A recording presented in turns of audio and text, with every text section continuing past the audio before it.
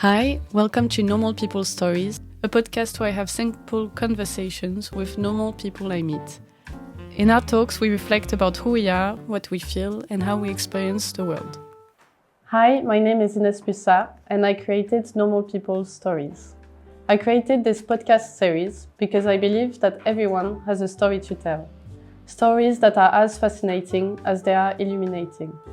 Living at the International People's College in Denmark, surrounded by over 30 nationalities, I've been lucky to see how our differences shape unique perspectives and how our humanities ties us all together. In the first episode, I talked with Morgan from Kenya. Every time I see Morgan, he has the biggest smile on his face and the warmest love. I was curious to hear what and who has shaped the person he is today. We talked about his morning rituals, moving from Kenya to Norway, his dream for his country, and so much more. In the second episode, I had a conversation with my friend Vladlena from Ukraine. In our talk, Vlada shared how war in her country changed everything for her. She told me how she wishes people outside her country understood about what's happening here.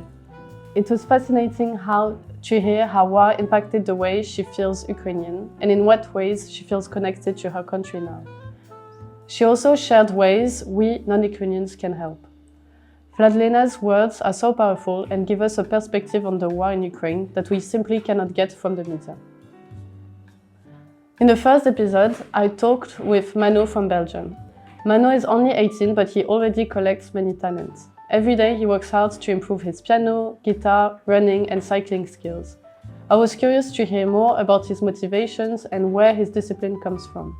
We also talked about our generation's use of social media and our role in climate change action. Then I talked with Misok from South Korea. Misok has witnessed South Korea's rapid growth and transformation over her lifetime.